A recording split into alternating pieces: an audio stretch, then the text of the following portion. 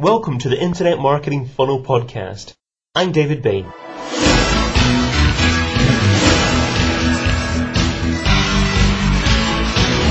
Hi, and welcome to another edition of the podcast brought to you by InternetMarketingFunnel.com. This is part 3 of my interview with Mike Wilson from All Media Scotland on writing an effective press release. In this part of the conversation, we discuss forming relationships with the media and a number of ways of skinning a cat. And would you recommend quite often referring to a previous story, maybe or a story currently in the news or a story quite recently in the news?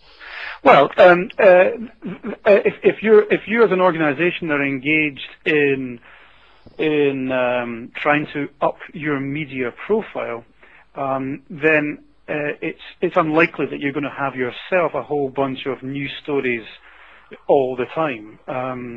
You'd be having to go some to try and find new angles on your own business. But if you've got a comment to make on something else that's happening in the world, then feel free to piggyback and use other people's stories to your advantage. It would be great to become a recognised expert in your field. So if something happens in your industry, you're called upon to give your opinion. Yeah. Can you possibly offer some advice on how someone would go about positioning themselves as an industry expert? Well, it's actually not terribly hard, in fact. I suppose the first thing is you've got to be prepared to engage. You have got to put yourself forward. You've got to show enthusiasm that you are somebody who might be willing at a moment's notice to make comments. So if, for instance, you were to appear in a lot of media releases, then a number of journalists will probably notice that and see that you're quite prominent when it comes to making comments and perhaps putting out story ideas. But it's also very important from the point of view of the media that you are not only available, but that you're also reliable in terms of delivery. So if you were to be interviewed on radio or on television, then you would need to prove that you were a reliable performer. That means essentially doing a smooth performance, a performance with maybe some passion in it, and a performance that's perhaps got a nice turn of phrase in your quotes. The moment that you get recognized for being reliable, for turning up on time, for putting in a solid, good performance, for producing an interesting turn of phrase with a nice smile to accompany it, is the moment that journalists say, that person's good. If I ever have a story, anything within the realms of this person's expertise, I'm going to go back to them because I know they do a good job, and journalists will rather go to the devil they know than the devil they don't.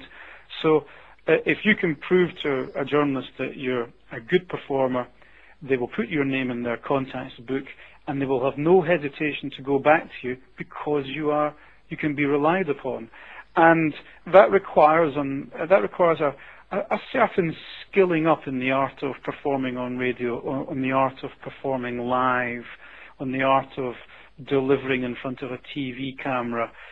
Simple things such as keeping good, steady eye line in front of a TV camera.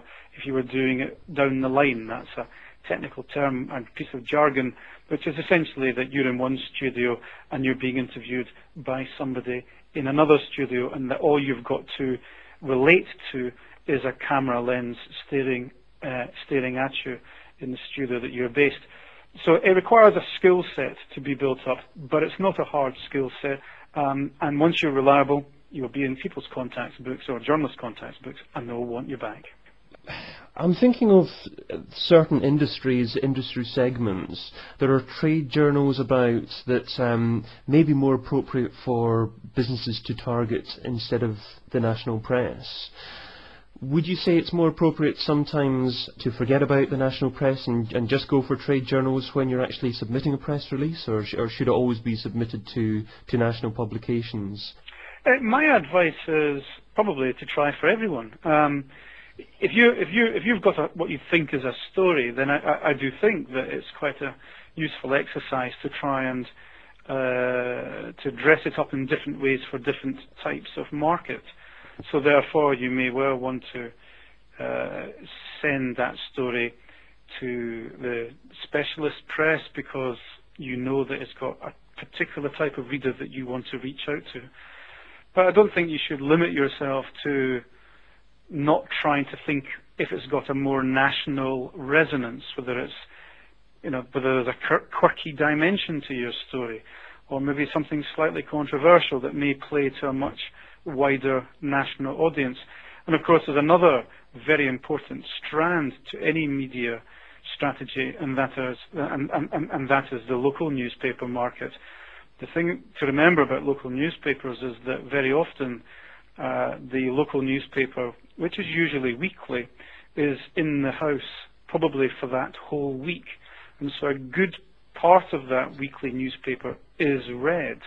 It might not be immediately on publication day, but during the course of the week it's probably picked up and browsed over. So they can really you can reach a lot of people through local newspapers as well. But my advice would be that if you think you've got a great story, there are any number of ways of skinning a cat, and you should not limit yourself to one particular type of audience. But what you have to do is you've got to identify who is the audience that I want to reach, and how best do I do that. And that will obviously then have an impact on the medium that you want to choose in order to try and get your story out there. Okay, and can you offer some advice on how to measure the effectiveness of appearing in the press? So how you'd actually determine whether or not that appearance resulted in any significant increase in business or even inquiries about your firm? Well, this isn't an exact science that we're dealing with. Because if you consider the All Media Scotland Media Release Service, organisations can post their stories. We can provide training on how best to write that story, to produce it in its most effective way. And it's possible that still no journalist will pick it up, and that will be simply because they're not interested in the story. So you can write something up as well as you can. You can use any number of distribution channels to get it out there, and still it might not actually be picked up by any journalist, and that's because essentially the story doesn't do it for them. That said, though, if it is then picked up by a journalist, then there are cuttings agencies that will scour the newspapers to find reference to that story, and will be able to deliver a wad of newspaper cuttings to show that it has been picked up by this newspaper and this magazine, etc., etc. But even, I would argue this quite strongly, even if the story is not actually picked up, you would be the very act of producing a media release adds to the kind of sort of public perception that you're busy, and a little of that story may well resonate in the minds of journalists.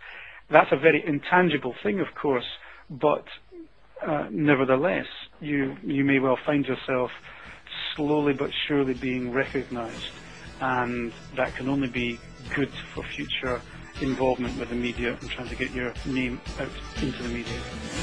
That's the end of this podcast, but you can subscribe to updates which tell you as soon as another episode is published at internetmarketingfunnel.com/podcast.